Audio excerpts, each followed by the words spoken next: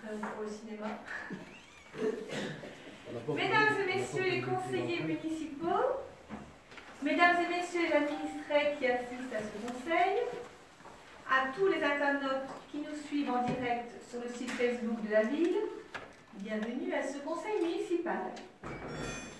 Au nom de toute l'équipe du conseil municipal et du personnel communal, je vous présente nos vœux les plus sincères et vous souhaite à tous une année de joie, de santé et de réussite dans les projets qui vous tiennent à cœur.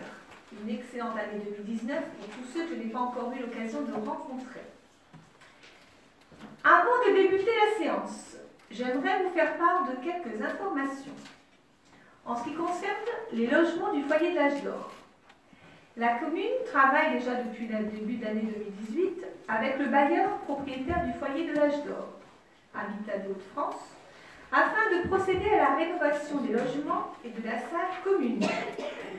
Une réunion publique a d'ailleurs été organisée pour expliquer aux résidents les travaux envisagés dans la rénovation des 26 logements.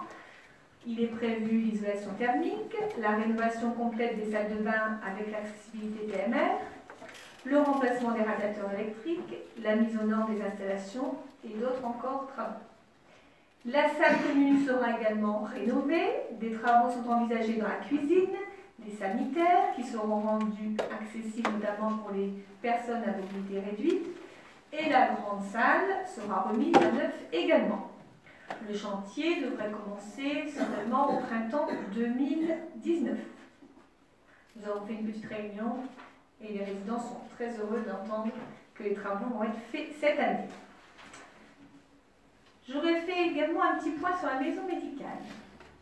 Lors du conseil municipal, en septembre dernier, je vous avais annoncé le lancement d'un diagnostic sur la thématique de la santé, financé par l'ARS, réalisé par le bureau d'études spécialisé dans le domaine Hippocrate.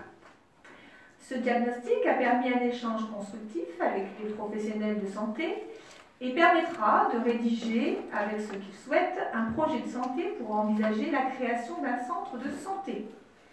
Toujours en vue de salarier des médecins, si aucun médecin libéraux n'envisage de s'installer d'ici là. J'ai également rencontré en décembre dernier le directeur de l'offre de soins de l'ARS sur l'île.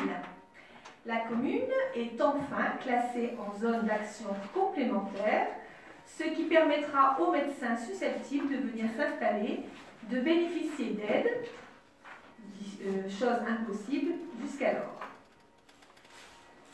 Voilà. Ces précisions étant faites, je propose à présent de désigner M. Quentin Guillaume, le plus jeune de l'Assemblée, secrétaire de séance.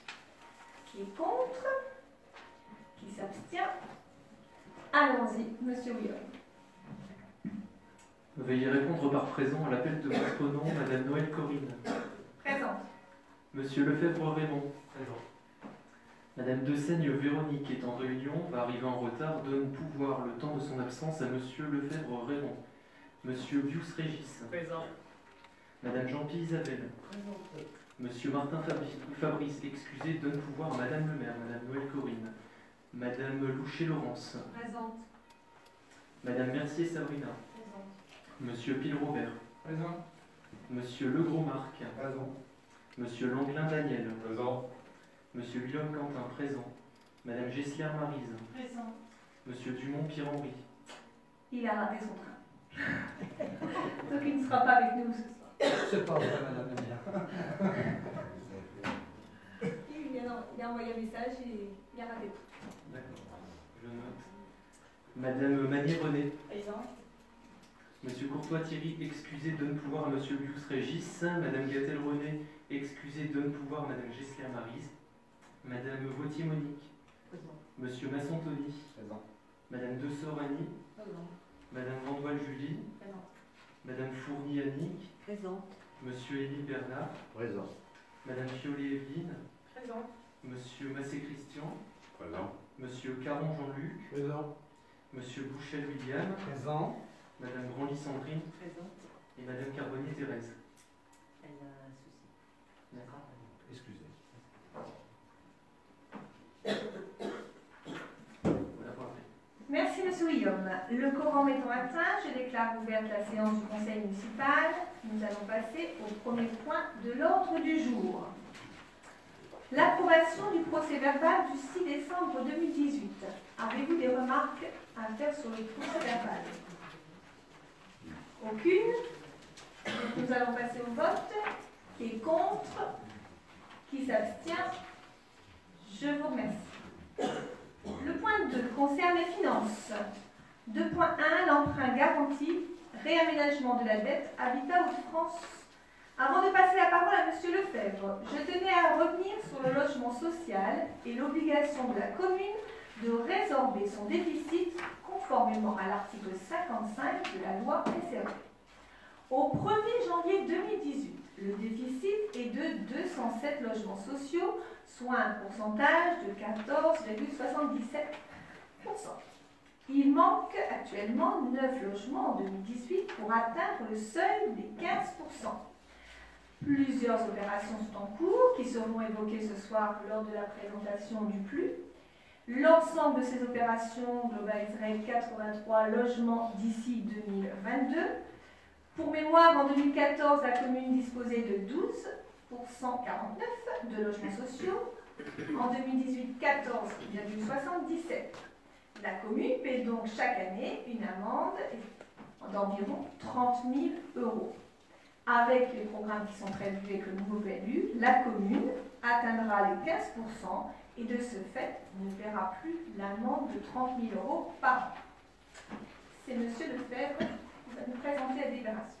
Merci Madame le maire.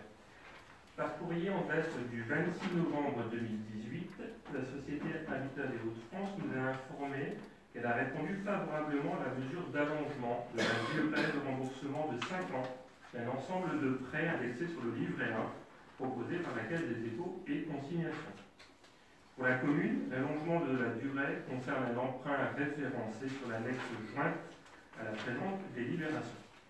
La commune de Marcq est appelée à délibérer en vue de réitérer sa garantie pour le remboursement de la ligne de prêt réaménagée, initialement contractée par la société Habitat des Hauts-de-France auprès de la Caisse des dépôts et consignations pour les 20 logements rue de la rue Gaston Paris, selon les conditions fixées dans le projet de délibération et référencées en annexe du projet de délibération et pour un montant total garanti de 887 209 € et 37 centimes. La date de valeur du réaménagement est fixée au 1er juillet 2018. Donc le montant ne change pas, c'est simplement un allongement de durée de 5 ans. Monsieur Bouchel. Oui, Monsieur Lefebvre, la petite question c'est par rapport au taux révisable indexé sur le livret, sur le livret A. C'est normal, ça c'est toujours comme ça, il y a les moyens d'échapper à l'indexation. Parce que là, on est gagnant à 175%, mais si le taux augmente, le livret A augmente. Le livret A, en fait, la référence à ce taux-là, c'est parce que l'épargne sur le livret A, justement, est orientée vers le logement social. Donc, du coup, les prêts pour le logement social sont indexés sur le livret A. D'accord. Et si le taux vient augmenter de 1,20%, donc ça sera pareil pour notre prêt? Oui. Ok, c'est bien indexé. Oui. Tu sais, il y a pas mal d'échapper à ça, l'indexation. Un taux fixe sur les 25 ans. Après, il faudrait renégocier, ça vient enjoindre des pénalités. Ça vous fait pas le coup. Non, ok, c'est bon. Non, mais c'est bien. Vous avez raison de poser la question. Très bien. Pas d'autres remarques? Nous passons au vote. Qui est contre? Qui s'abstient? Je vous remercie. 2.2 concerne le SAPAC, la valorisation des certificats d'économie d'énergie pour les travaux réalisés. Je voudrais souligner l'action de la commune dans le domaine de l'environnement. Un dossier a par ailleurs été consacré sur ce sujet dans notre dernier bulletin municipal. Par exemple, dans le domaine du transport, la commune a réalisé une voie douce entre Marc-Centre et le Fort Vert. Une aire de covoiturage permettant de créer une alternative à la voiture. Et à l'avenir, il est envisagé, si on y arrive, la création d'une halte ferroviaire. C'est aussi une volonté pour le fonctionnement quotidien des services avec l'éclairage public qui est renouvelé en LED l'ancienne chaudière de la mairie qui a été remplacée, un véhicule électrique a été acheté. L'objectif est double, préserver l'environnement et réaliser des économies. Monsieur Lefebvre. Oui, Madame le maire, donc cette délibération, en effet, les collectivités territoriales sont susceptibles de se voir délivrer des certificats d'économie d'énergie en fonction des économies d'énergie qu'elles réalisent au cours de leurs différents travaux. Une délibération a été prise en mars dernier pour la ferme des Aigrettes et la chaudière de la mairie. Cette délibération n'étant pas complète, nous pouvons rajouter le remplacement des menuiseries des écoles, la rénovation de l'éclairage public et l'aménagement des services techniques aux demandes de subventions. Avez-vous des remarques? Nous passons au vote. Qui est contre? Qui s'abstient? Je vous remercie. Le point 3, avec l'urbanisme.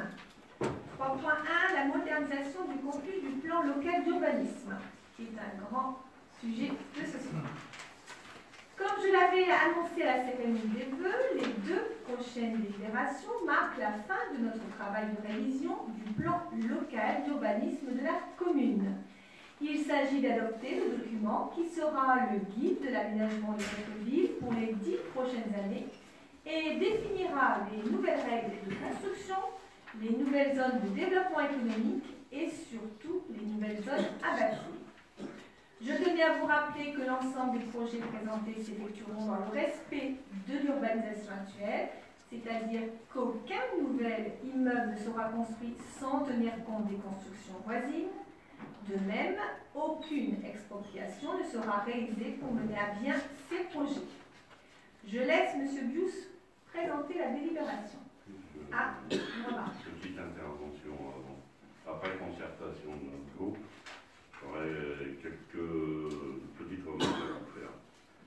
Madame le maire, le projet de plus comporte des orientations intéressantes, comme par exemple la volonté de construire les dents creuses, ce qui était d'ailleurs déjà mis en œuvre par la municipalité précédente. La volonté de sauvegarder les terres agricoles, la sauvegarde de l'écosystème, le développement du commerce et de l'artisanat, la diversification de l'offre de logement en se limitant à R+2, le développement du tourisme, etc., etc. Mais force de constater que la concertation, qui n'aura pas été très active et productive, aucune observation sur le registre ouvert en mairie, par exemple, suit à un seul article dans le bulletin municipal juin 2014. Il n'y a pas eu d'enquête publique réelle dûment ouverte. Il n'y avait-il pas nécessaire de nommer un commissaire enquêteur ou d'avoir affaire à un commissaire enquêteur? Alors, vous avez pas fini? Je termine, et je suis à vous après. Et on peut s'interroger sur certaines propositions, comme l'extension à l'est, alors que la route du rond-point à l'aéroport n'est envisagée qu'à long terme.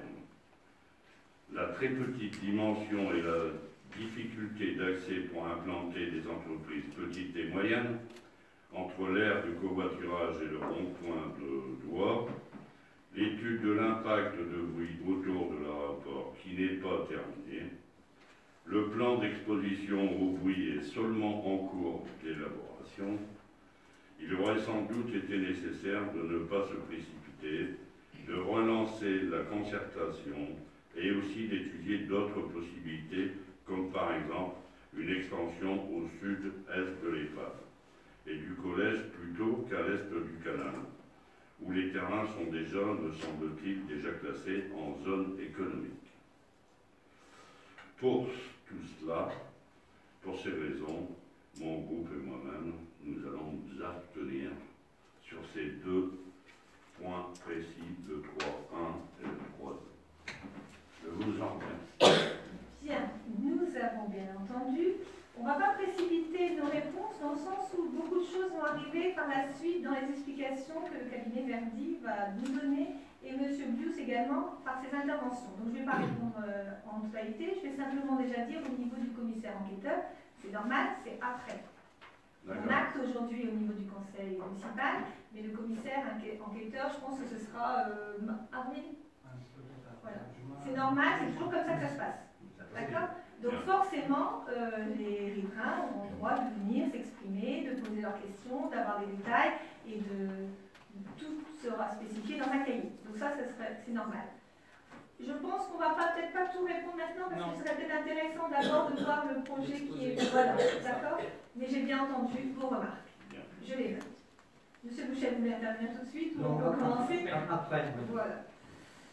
Alors je pense que cependant vous allez pouvoir quand même participer au vote de la 3.1.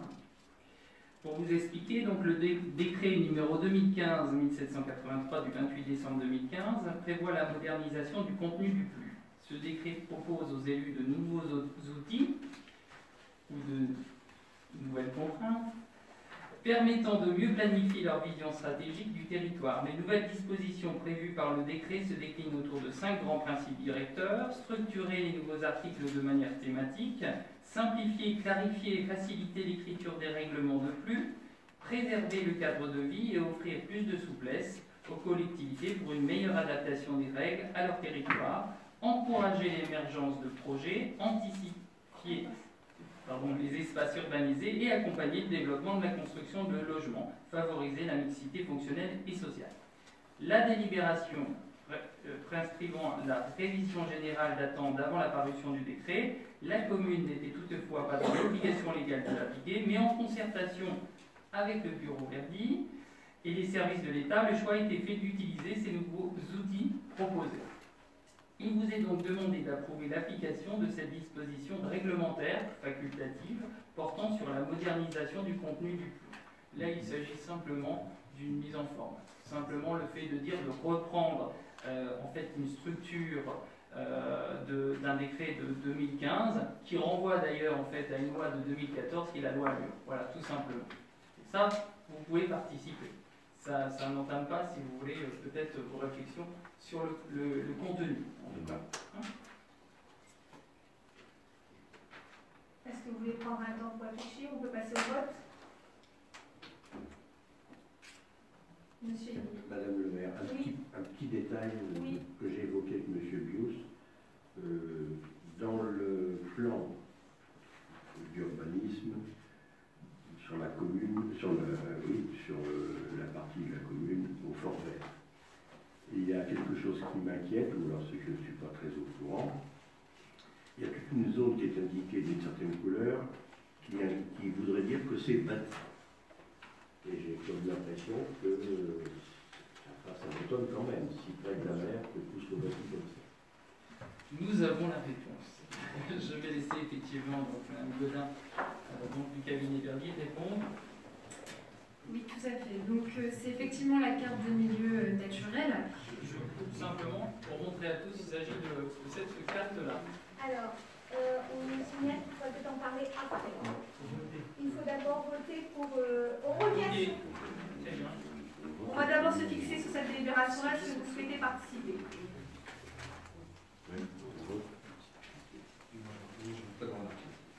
Alors, on passe d'abord le vote de cette délibération. Qui est contre? Qui s'abstient? Donc à unanimité, nous pouvons donc passer au point 3.2. Donc, je vais d'abord commencer et après donc je vais passer d'abord au 3.2 et on va revenir sur votre question, si vous voulez bien. L'arrêt de projet et bilan de la concertation publique portant sur le plan local d'urbanisme. Pour réaliser ce travail, la commune a fait appel au bureau d'études Verdi durant les 4 dernières années. Une tâche longue et complexe que Mme Godin, ici présente, et M. Poulet ont réalisé avec compétence et professionnalisme. Je voudrais les remercier pour la qualité de leur travail. Je vais les laisser vous présenter de manière un peu synthétique notre futur plan local d'urbanisme. Ensuite, M. Bius prendra la parole et nous répondrons à toutes vos questions.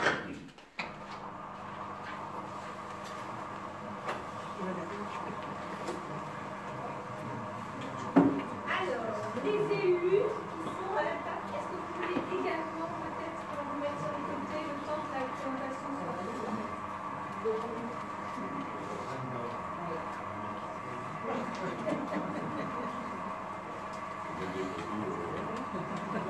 On aurait dû penser à mettre des plus petits.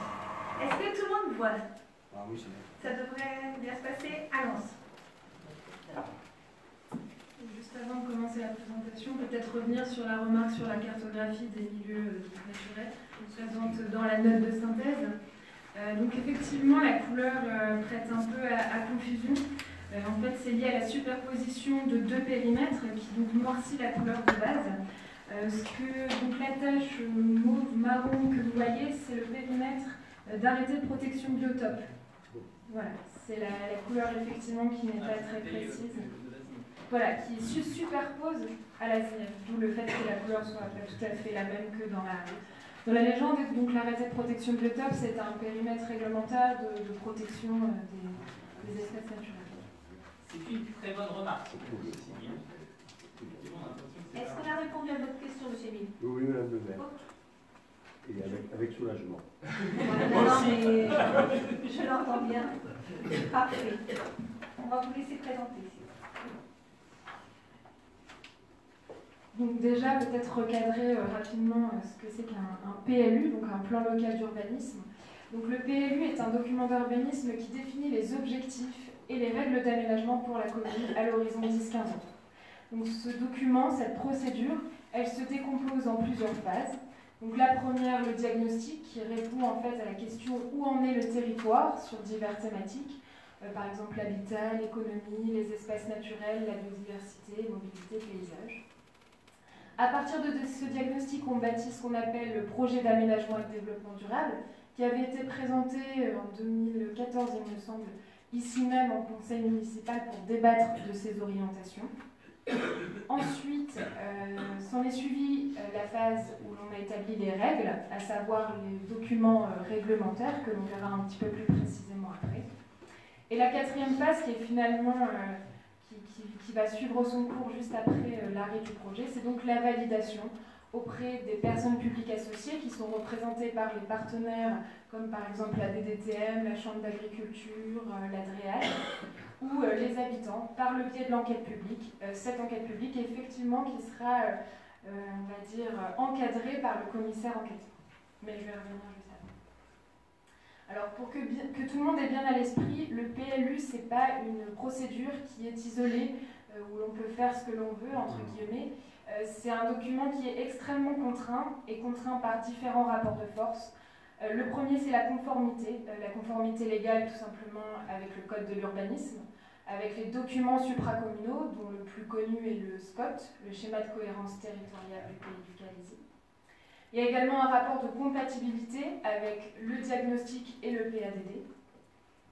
Et enfin, il est soumis à un rapport de prise en compte évidemment du document existant, du souhait des projets, des élus, des habitants et aussi des exigences, comme je disais tout à l'heure, des personnes publiques associées qui suivent l'ensemble de la procédure et qui veillent à ce que tous les éléments soient bien pris en compte. Pour recadrer un peu les échéances, donc on a terminé l'élaboration, la phase d'étude du PLU. Aujourd'hui, on arrête le projet, c'est-à-dire que par le biais du conseil municipal, on vient arrêter la phase d'étude du PLU. À sa suite, s'ensuivra donc la consultation des personnes publiques associées pendant 3 mois, où ils vont émettre un avis à la fin de ces 3 mois, favorable, défavorable, avec réserve, sans réserve. Ensuite, il y aura l'enquête publique où les associations, habitants, acteurs du territoire pourront se prononcer pendant 1 mois avec le commissaire enquêteur. Et ensuite, à la suite du rapport du commissaire, il y aura effectivement l'approbation où après donc, le PLU sera définitivement opposable. État des lieux du territoire, donc je vais aller assez rapidement. C'était le diagnostic, comme je disais, qui concerne diverses thématiques. Les enjeux issus de ce diagnostic sont en première page du PADD. Ils permettent vraiment de faire ressortir les principaux éléments du PLU sur lesquels toutes les réflexions se sont basées pour construire la suite. Donc elles concernent notamment l'attractivité de la commune, la situation géographique et les projets économiques, aussi tous les enjeux liés à la mobilité, au développement des voies douces, au fait de recentrer le projet autour du centre-bourg de Marcq, aussi associer le tourisme et préservation du littoral, mais aussi pas mal d'éléments qui sont en faveur d'une protection des espaces naturels les plus protégés. Et donc à partir de ces enjeux du diagnostic, on a construit le projet de territoire que vous connaissez déjà puisqu'il a été présenté. Ce projet, il s'articule autour de 3 grands axes, à savoir le premier, pérenniser l'attractivité des marques, le second, exploiter le potentiel géographique et économique pour accroître le rayonnement intercommunal de marques, et enfin, intégrer l'environnement et les risques naturels dans la politique d'aménagement. Ces éléments ils sont résumés autour de 2 cartographies. La première qui est donc celle à l'échelle de la commune. On retrouve en fait les principaux éléments structurants, que ce soit en termes de tourisme avec le confortement de l'aérodrome ou de la base nautique, en termes de mobilité avec la pénétrante qui vient donc, effectivement à l'est de la commune jusqu'à l'aérodrome dans un premier temps, puis dans un très long terme de l'aérodrome jusqu'au port de Calais. Parallèlement à cela, l'aménagement de la véloroute qui permettra de traverser d'est en ouest la commune. Cette carte, elle permet également de mettre en valeur tous les espaces à protéger pour leur qualité en termes d'espace naturel et écologique. Il s'agit de tout l'espace au nord du Fort Vert et des M, qui sont proches du littoral et qui donc sont couverts par de nombreux périmètres réglementaires qu'il a été nécessaire d'intégrer au projet de territoire. Autre élément important, c'est vrai que je n'ai pas forcément souligné, c'est la loi littorale qui aussi impose des contraintes très fortes, surtout sur ce secteur au nord de la commune. Voilà en gros pour la cartographie principale de la commune. On a également une autre cartographie qui vient zoomer sur le centre-bourg et qui vient vraiment préciser les intentions de la commune en termes de développement. La loi littorale, le SCOT, en fait, encourage la commune à concentrer ses projets au niveau du centre-bourg, à proximité des équipements, des réseaux de transport en commun, etc. Et c'est donc ce qui a été aussi mis en valeur à travers cette carte, où on voit les différents projets. Donc on a un projet de zone économique au sud-ouest, qui est donc la ZAC de la Turquerie. 2 gros projets, entre guillemets, à dominante habitat. Il s'agit du nord de la commune, ici, que vous voyez. Également à l'est, avec, comme vous disiez tout à l'heure, la zone est qui vient juste après le canal, entre le canal et la future pénétrante.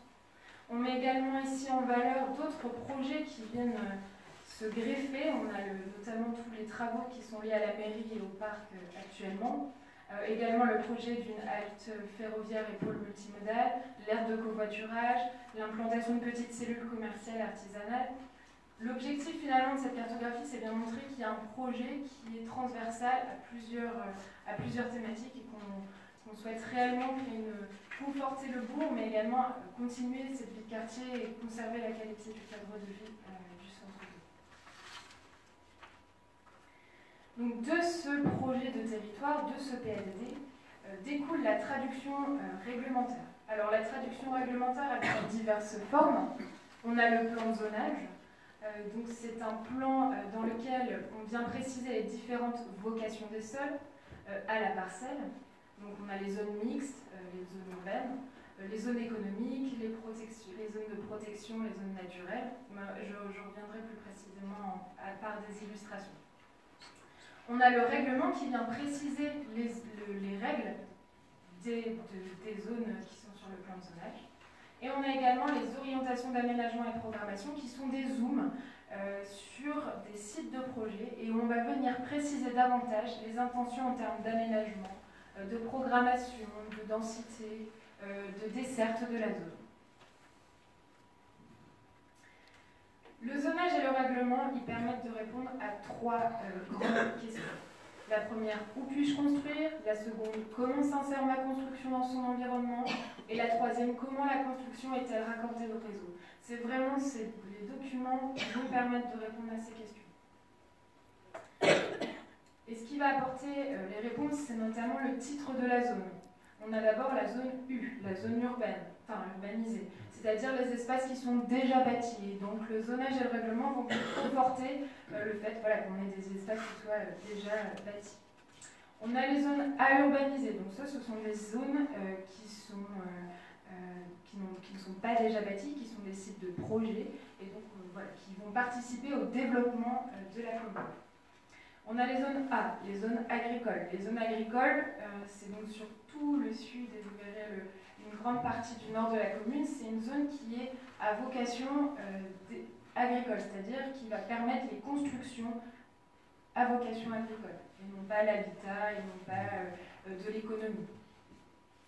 Et enfin, on a les zones naturelles, les zones N, qui viennent donc sur des secteurs qui sont extrêmement sensibles d'un point de vue paysager, d'un point de vue écologique, et où là, on n'autorise pas de construction, justement pour préserver ces espaces.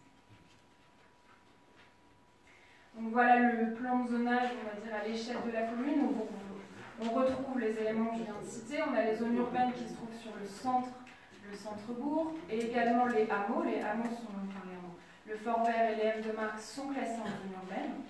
On a les zones à urbaniser, donc à cette échelle-là, on ne les voit pas, mais ils se situent conformément au PND au sein et en extension du centre-bourg. On a les zones agricoles qui se trouvent sur l'ensemble du sud de la commune et ici sur une grande partie du nord et de l'est. Et enfin les zones naturelles qui concernent vraiment le nord de la commune, qui est encore une fois encadrée par la loi littorale, qui est soumise à des périmètres réglementaires particuliers qui nécessitaient une protection réglementaire forte. Voici un zoom sur le zonage du centre, où divers éléments apparaissent, et notamment les zones de projet, les zones à urbaniser. Alors comme vous pouvez le voir, il y en a un certain nombre qui se trouvent à l'intérieur, ce qu'on appelle de l'enveloppe urbaine. Donc l'enveloppe urbaine, ce sont les espaces qui sont déjà bâtis. Et donc ça, c'était un élément très fort de la commune, enfin, du projet, notamment dans l'optique de réduire la consommation foncière en extension, c'est-à-dire la destruction d'espaces naturels et agricoles en extension de l'urbanisation. Donc ici, on est sur un rapport qui est plutôt équilibré entre le confortement des espaces déjà urbanisés et aussi, bien sûr, les projets en extension. Donc vous avez effectivement 6 projets au total à l'intérieur de l'enveloppe urbaine, donc ici et ici. Et vous avez donc 3 sites en extension. 2 sites qui viennent prolonger la commune par le nord et qui sont, qui sont urbanisables à court ou moyen terme. Et enfin une zone est, effectivement, vous le soulignez, mais qui elle est urbanisée à long terme, urbanisable à long terme. C'est-à-dire que c'est concrètement pas pour demain. C'est pour ça qu'elle a été classée en zone 2 AU. C'est une deuxième phase du PLU, effectivement. Vous voyez également les zones économiques qui se trouvent, là vous avez la ZAC de la Turquerie, et ici la zone économique existante, donc la ZAC des Ponts. Je vais peut-être me permettre de profiter de cette illustration pour répondre à l'une de vos questions concernant justement, vous parliez d'extension ailleurs que là où ça a été déterminé. Bien, en fait, je prends la petite flèche, je vais vous montrer. Si je vois la flèche, mais je ne la vois pas. Ah, d'accord. Ici. En fait, ce qu'il faut savoir, c'est que l'organisation et les démarches sont suivies par un référent de la DDTM, automatiquement, qui vient à toutes nos réunions. Donc son principe était de dire, évidemment, il y a une économie foncière. Très clairement, déterminez-nous une ceinture urbaine, on se met d'accord sur la ceinture urbaine et vous nous faites 25 logements à l'hectare dedans. Et pour répondre à votre question, notre ceinture urbaine, en fait, on l'a déterminée ainsi. Elle vient comme cela, vis-à-vis du canal. Au demeurant, elle suivait le canal. En amont du canal. Alors, au demeurant, c'était effectivement ceci. Je vais vous montrer en quelques étapes comment ça s'est passé. C'est-à-dire qu'on était parti sur l'histoire du canal et donc du rail. Oui. Tout simplement parce qu'il y a toute la partie économique, il fallait donc la laisser. On est parti donc sur cette ceinture urbaine là.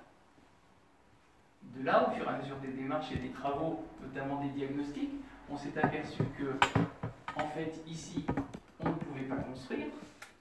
Ici, vous aviez l'aéroport avec le PEB, on ne pouvait pas construire non plus. Et vis-à-vis en fait des intentions, puisqu'il fallait trouver 27 hectares, il nous fallait donc aller quelque part, et la seule solution était en fait à l'est.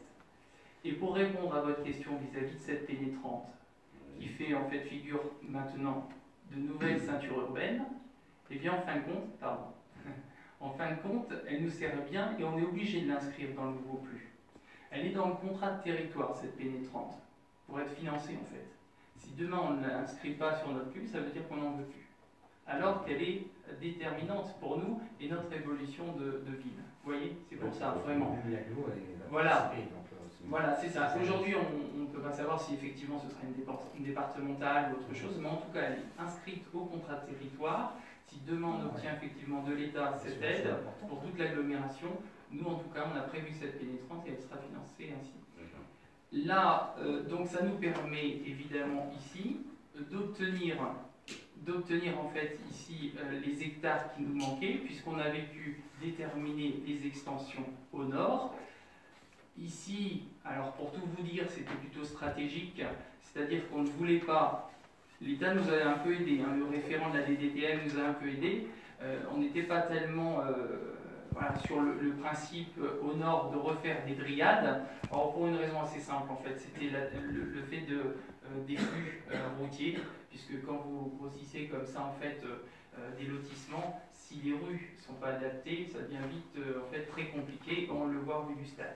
Vous voyez, donc on ne pouvait pas grossir davantage. Donc là, pour le coup, c'était plus stratégique, et c'est pour ça en fait que cette pénétrante nous a bien aidé à aller justement au-delà du canal et répondre en fait à cet objectif du schéma de cohérence territoriale du SCOT, qui était donc de faire 27 hectares d'extension.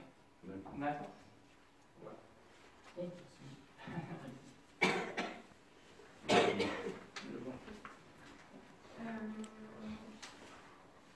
Donc effectivement, merci Monsieur Luz pour ces compléments.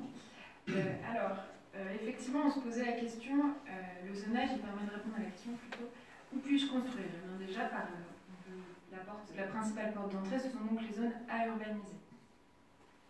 Donc si quelqu'un a un projet, dans la zone à urbaniser, donc il y a le zonage qui permet de délimiter de façon spatiale l'emprise du projet sur les parcelles. Mais on a également à la suite le règlement qui vient définir un certain nombre de choses, c'est-à-dire les constructions qui sont autorisées dans la fameuse zone, également les règles quanti de prospect, c'est-à-dire la hauteur de la construction, sa distance par rapport aux voies, aux limites séparatives, l'emprise au sol acceptée.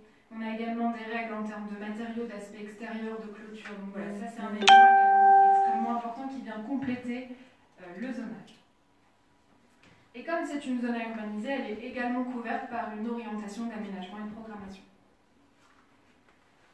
Donc les OAP, ce sont, comme je disais tout à l'heure, des croquis, des schémas qui viennent préciser encore plus que le règlement les intentions de la commune sur ces parcelles stratégiques, sur ces sites stratégiques.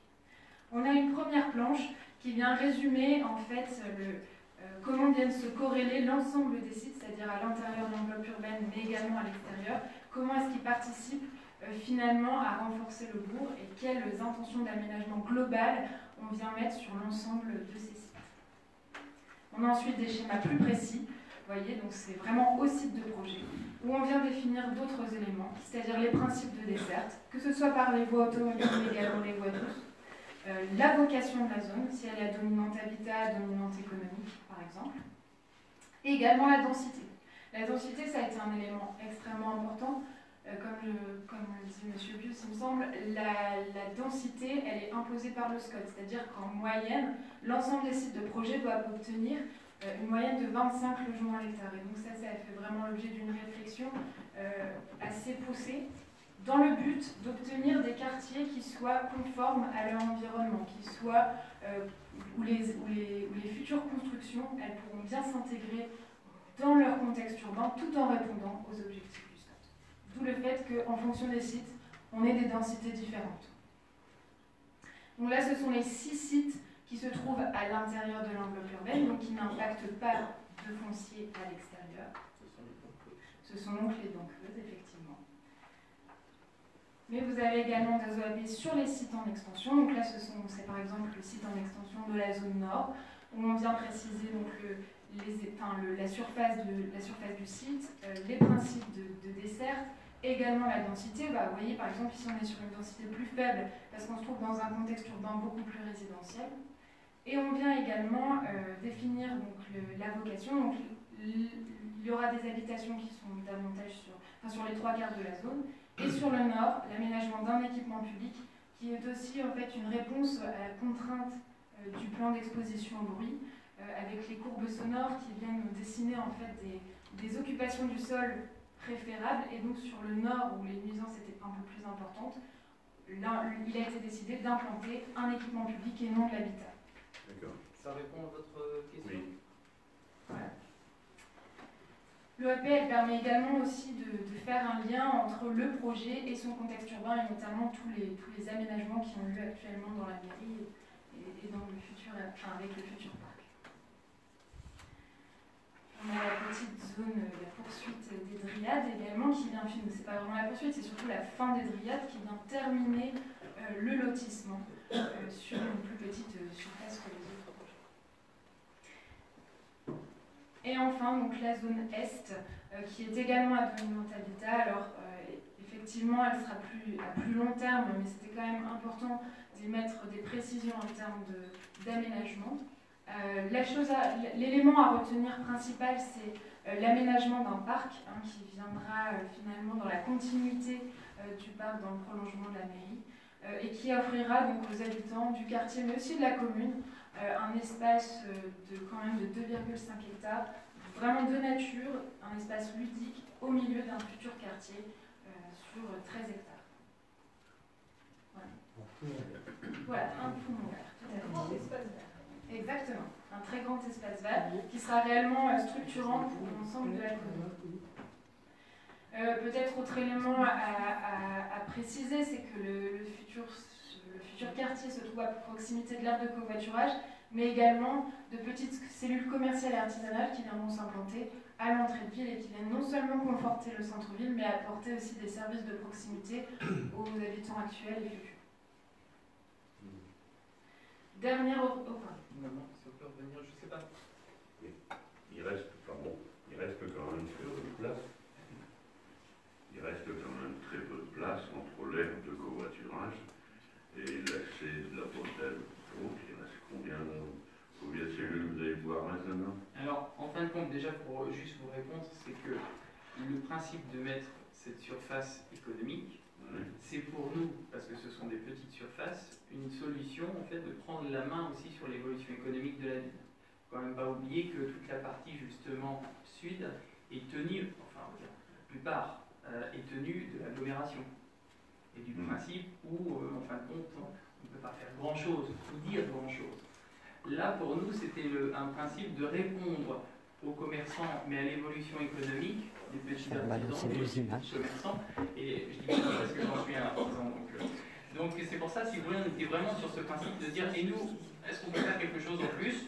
On a décidé de faire ça. Maintenant, vous avez, je ne sais pas si vous êtes allé voir en fait, parce que là, ce n'est qu'une synthèse du flux, mais vous avez en fait vraiment le document complet qui a été mis sur WeTransfer. Et là, en l'occurrence, vous avez une volumétrie qui a été disposée sur ces... Alors, je ne sais pas si vous l'avez là. Non. Et si c'est une question que vous souhaitez... on peut. Ouais. Très bien. Ça répond à une question, un mouvement, sans problème. Ce sont des petites parcelles. Ce sont des petites parcelles, oui, tout à fait. C'est pas le grand centre commercial. Voilà, c'est ça. On n'est pas... Toute petite cellule. C'est pas usinant. Non. Alors, juste une chose, c'est intéressant ce que vous dites là, je vais rebondir dessus. Il faut savoir qu'il y a une contrainte supplémentaire qui s'appelle la loi Barnier, et en l'occurrence, la loi Barnier demande non seulement des reculs vis-à-vis des distances d'habitat, ça c'est une chose, mais surtout vis-à-vis des entrées de ville, avec des obligations, si vous voulez, de montrer un peu l'image de votre ville dès la rentrée. Vous voyez, donc c'est pour ça que pour nous, il est important de tenir ce coin en fait et de pouvoir en fait, grâce au règlement, déterminer les choses à faire ou à ne pas faire. On vous montre justement ce que vous avez sur le dossier. Y a-t-il aussi voilà, vous l'avez là. Un projet de doublement d'accès justement parce que côté Waplage, comme Pascal c'est saturé, oui. c'est saturé. Après, bon, il faut créer un autre accès. La possibilité d'accès, c'est Pasteur. côté collège, ou alors effectivement doubler la circulation au niveau de la dernière bretelle à l'est de Marc. Alors il y a effectivement des réserves qui ont été déjà déterminées pour les déplacements. Là aussi, on est toujours en lien avec l'agglomération. Pour l'organisation en fin de compte de notre commune, c'est vrai qu'on est plus lié au projet, aux intentions. Vous parlez par exemple de la partie est. On va même prendre la partie nord. Je ne sais pas si vous l'avez donné ça, mais vous avez justement une voirie qui va être créée pour le déplacement de l'avenue Verdun vers l'aéroport, voilà, vers l'est. Donc voilà, ce sont sur ces intentions-là qu'on peut vraiment pousser le promoteur, en fait c'est un peu ça l'idée, de dire ben, on a besoin d'une nouvelle voirie, donc faites en sorte qu'il y en ait une. Vous voyez, on est vraiment dans ce principe-là. Parce que c'est bien beau de s'étendre voilà, à outrance, mais à un moment donné, on va augmenter la circulation et la dangerosité de circulation. Les voiries à Marc qui sont assez étroites.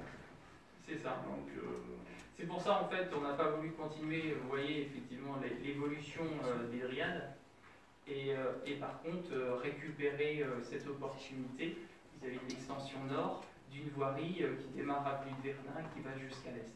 Là on sait que ça va désenclaver.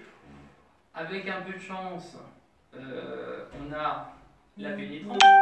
Là pour nous ce serait effectivement magique. Il faut savoir que cette pénétrante on l'attend depuis très longtemps. On a même parlé de 30 ans, je crois. Hein, donc, c'est un vieux projet. Mais en tout cas, c'est dans le contrat territoire, il faut absolument l'inscrire. Voilà. Ok. La volumétrie, vous l'avez vu. Après, je ne sais plus combien il y avait de surface globale, on était à 8900, je crois que c'était ça. Oui, il doit y avoir 9 mm².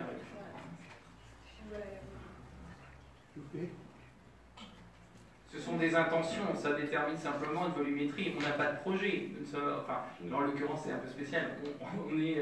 On est propriétaire, mais je vais prendre les intentions qui sont données sur les extensions nord-est. Ce sont des intentions. C'est-à-dire que nous ne sommes pas propriétaires. Le projet est proposé par le propriétaire. Mais en tout cas, il y a le règlement qui fige les choses et notre stratégie. Monsieur Caron, vous auriez posé une question. À une époque, on avait parlé d'une pénétrante est ferroviaire pour faire du ferroroutage avec la gare maritime de Calais. Est-ce que c'est revenu ça? Est-ce que vous avez des traces? Ah non, pas du tout. Vous n'avez pas entendu parler? Ah non, pas du tout. Je pense que bon, c'est vrai que c'était même une firme allemande qui devait financer la ligne pour transporter des camions. D'accord, d'accord. Vous n'avez pas entendu parler? Non, non. Si ça existe le ferroutage, il y a toujours un projet de ferroutage. Ça coûte tellement d'argent que... En plus, vous avez le port effectivement de Calais qui évolue. Donc, dans le sens, en fait, l'agglomération souhaite plutôt répondre à un principe assez simple de dire on reste sur une pénétrante, voilà, de circulation de véhicules, aussi bien pour l'aéroport, puis par la suite pour le port. Ça devait traverser Marne. D'accord, ah oui. Un autre point, c'est en ce qui concerne le béguinage. Votre projet de béguinage, il est dans le Bois-Quenet. Il est dans, pardon? Le Bois-Quenet. Oui. Le château Quenet. À notre époque, on avait décidé, enfin c'était un projet, de faire le béguinage au sud-est de l'EHPAD, tel qu'on a repris dans les revendications. Pourquoi ça ne figure pas, cette zone-là, dans le cadastre? Dans le sud-est? Oui, au sud-est de l'EHPAD. Au sud-est de l'EHPAD. C'était une intention de votre part de l'ancien PLU oui, bon, comme le PLU est fait pour 15 ans, en principe, ça devrait pas être d'actualité. Ouais. Alors, en fin de compte, là, pour le principe des intentions d'extension, si on prend que ça, on va avoir du logement social. Il y a une obligation. Oui, oui. À partir de là, on ne veut pas forcément déterminer et uniquement, si vous voulez, je vais prendre votre parcelle sur une situation qui ne nous amène pas forcément à être dent creuse, parce qu'on doit répondre en fait à l'État. Et pour répondre à l'État, il faut être d'abord dans les dents creuses. Et c'est à partir de là où on sait très bien que extension plus dents creuses, il faudra un petit peu de logement social. Le béguinage est une bonne solution, puisque aujourd'hui, des retraités sont vite dans les plafonds, en fin de compte, du logement social. Hein. Mais on n'a pas pu effectivement continuer à partir sur des zones à l'extérieur en fait, de cette fameuse ceinture dont je parlais. Ce sont des contraintes, hein, tout simplement. Après, il faut bien savoir qu'on a quand même la voie de chemin de fer plus l'autoroute. Donc c'est compliqué ensuite pour accéder aux différents quartiers qu'on vous saurez. L'autoroute, on n'est pas dans la bande des 100 mètres, on est en dehors. Oui, mais ça quand même, ça encadre quand même tout le quartier si on souhaitait installer quoi que ce soit à ce niveau-là. Bon, c'est vrai que le référent de la DDM souhaitait vraiment qu'on densifie. Et il souhaitait vraiment qu'on trouve une ceinture urbaine, mais très étroite. Vraiment, vraiment. Plutôt que de partir ou de commencer, en fin de compte, à mettre un petit îlot de béguinage et peut-être continuer l'habitat. Vraiment, c'était sa crainte. Vraiment. Et en ce qui concerne la zone qui est proche de la zone de covoiturage, là où on pourrait construire, j'ai lu sur les plans que vous nous aviez donnés qu'au centre de cette parcelle, il y a des zones, on est à fleur d'eau avec la nappe phréatique. Oui. Est-ce que ça pose pas de problème, ça, ultérieurement? Alors, dans tous les cas, on part sur des documents qui sont officiels, des documents de zone humide. Pour rien vous cacher, certaines fois, on regardait certaines zones humides, on se demandait où elles étaient réellement, mais il faut bien partir sur un cadre juridique. Et donc, on est parti sur ces documents, ça a été le travail justement du cabinet Verdi, de déterminer, de récupérer ces documents, et ensuite d'enregistrer vis-à-vis de notre nouveau flux. On ne peut rien faire d'autre que, effectivement, rester derrière ces documents qui sont officiels, plutôt que de partir. Après, ça dépend effectivement du promoteur. Le promoteur, lui, après, il va prendre ses dispositions. Vous voyez ? Sur cet aspect-là, effectivement, il y a deux éléments à bien distinguer. Donc, il y a effectivement les zones humides. Et cette parcelle, ce site de projet, a fait l'objet d'études de caractérisation, à la fois au niveau du critère sol et à la fois du critère flore, ce qui a effectivement permis de délimiter, surtout le long des fossés et le long de la rivière, des zones humides, mais donc qui ont été reprises et protégées au sein du PLU par une trame spéciale qui est liée au L151-19, donc c'est un article qui est censé protéger, qui permet de protéger les espaces naturels sensibles. Et donc par rapport de l'autre côté aux nappes florantes et au risque d'inondation, effectivement ce sera le promoteur qui lui trouvera dans le cadre de l'opérationnalité de son projet des solutions locales à ce type de soucis. Mais ça ne rend pas inconstructible le projet. Voilà.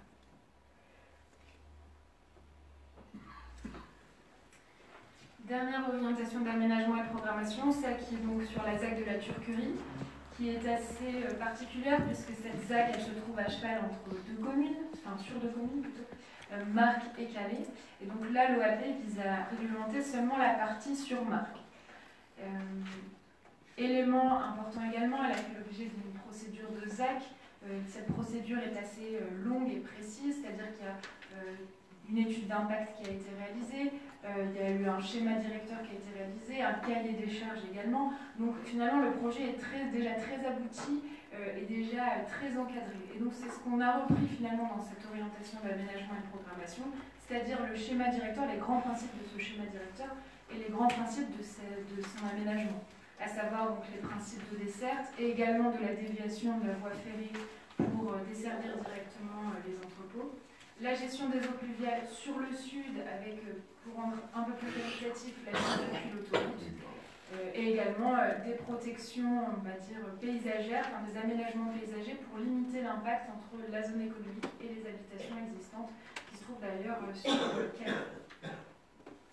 Voilà donc pour ces différentes orientations et d'aménagement et de programmation. C'était donc avec le zonage et le règlement les trois pièces majeures réglementaires au sein du PLU et donc il vient traduire les objectifs qui étaient affichés dans le PLU. Voilà. Merci de votre attention. Merci. Merci beaucoup pour cette présentation. Je pense que c'est quand même assez complet. Monsieur Biou, est-ce que vous voulez rajouter quelque chose? Peut-être, je ne sais pas s'il y avait encore des questions, on a répondu. Non, je pense que... Une petite intervention à la personne. Alors, Madame Cholet d'abord. Non. Courtoisie, élégance. Merci. Donc, Madame le maire, messieurs et mesdames les élus, marquoise de naissance, je me suis toujours souciée de l'évolution de notre commune. À la présentation du PLU qu'avec les documents fournis, je me suis penchée sur les différents documents afin d'avoir la conviction d'avoir tous les éléments en main pour prendre une décision en mon âme et conscience. 2 choses m'alertent. Comme vous le savez, Madame le maire, nous avons eu la surprise très désagréable en novembre dernier concernant le cimetière. Nous sommes donc rencontrés car une partie de la haie avait été arrachée, laissant la cour de mon père en plein passage d'un chemin tracé ayant alerté la presse et un rendez-vous a rapidement été fixé. Mais à ce jour, aucun changement.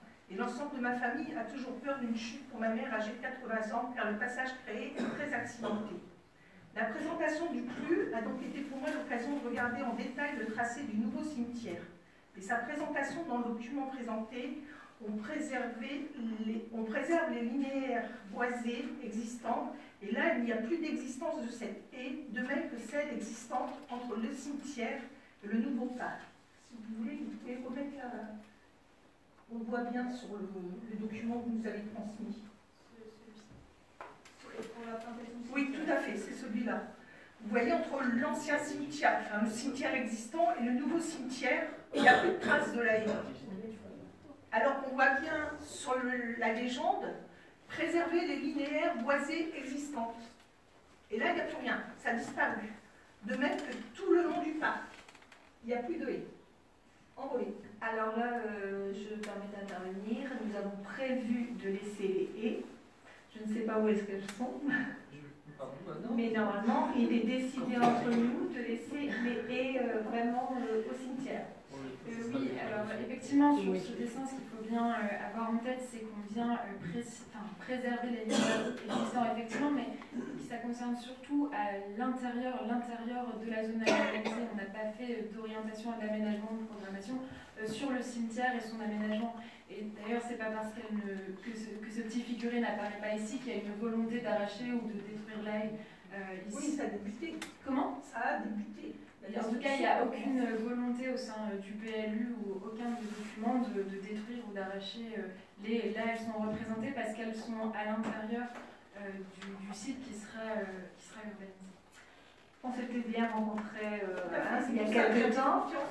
Donc, il n'y a pas de... On n'enlève pas les haies. C'est vrai qu'il y a eu un petit morceau qui a été arraché juste devant la tombe de votre père. On a dit qu'on faisait le nécessaire, mais je pense que ça n'a pas encore été réalisé à cause des conditions météorologiques. Mais on s'est engagé fermement à ce que ce soit remis dans l'état. Ça, c'est certain. On laisse les haies et on refait un petit peu la haie au niveau derrière de la tombe de votre père. Ça, on s'est engagé là-dessus, on reste là-dessus. Juste rajouter, il s'agit en fait simplement d'un document stratégique, d'une illustration stratégique, hein, pas un plan de masse ou des choses comme ça. Oui, oui, non, mais c'est comme c'était matérialisé vraiment par le schéma. Bon, je voulais alerter quand même. Bien sûr. Parce que quand je me suis trouvée connectée à ça, je n'étais pas la seule, il y avait d'autres personnes dans le cimetière aussi. Donc je pense que la population a aussi besoin de savoir qu'il y a des changements en cours et savoir ce qui sera exactement fait. Et ma deuxième interrogation consiste à me demander, comme l'ont fait certaines personnes lors de la présentation à la population au foyer de l'âge d'or ce mois-ci, quel sera l'usage du nouveau bâtiment prévu par l'implantation d'espaces publics annoncé qui sera construit. On l'a vu également sur une des fiches que vous... Voilà. Alors en fait, il n'y a pas de projet. Il n'y a pas de projet pour le moment. Pourquoi? Parce qu'effectivement, on est sur un principe de zonage, de déterminer les choses qu'on peut faire et qu'on ne peut pas faire. Donc, on était plus sur la réponse du plan d'exposition du bruit que sur l'idée du projet. On est parti donc à déterminer la courbe du PEB. On s'est aperçu qu'effectivement, le petit pic que vous voyez ne permettait pas de faire de l'habitat. La solution pour Verdi était de nous dire, c'est ce qu'ils nous ont présenté, c'est effectivement une implantation d'aménagement public. Et on l'a tout simplement en fait illustré. Pour le moment, ça s'arrête là en fait. C'est d'avoir nous la possibilité, si on le souhaite, mais si on a les financements, de faire quelque chose. Et c'est au niveau du zonage la seule solution. Voilà. Il n'y a rien de défini. Pour l'instant, on sait qu'on a la possibilité de construire un bâtiment là. On se donne la possibilité un jour, s'il y a des financements, de bâtir quelque chose en fonction de ce qu'on a besoin. Pour l'instant, on n'a pas encore du tout défini et il n'y a rien de programmé du tout. C'est vraiment à la fin d'une réunion où on s'est dit c'est dommage de ne pas le mettre parce qu'on peut en avoir réellement besoin. Donc c'est un zonage, uniquement ça. Et si vous avez des financements, est-ce qu'il y a un projet par rapport à ce qui existe déjà, de rénovation et éventuellement amélioration au niveau du complexe. Ah non, parce qu'on a des problèmes de stockage. Oui, alors c'est vrai que le retour, c'est notamment des salles, des choses comme ça, mais pour nous, il est difficile quand même d'avoir juste entre nous une idée et de dire que c'est la meilleure. Vous voyez. Donc pour le moment, on reste sur le zonage et de façon plus démocratique, on viendra effectivement à reprendre les retours des différentes associations, les uns et les autres, et ensuite de débattre sur une éventuelle possibilité.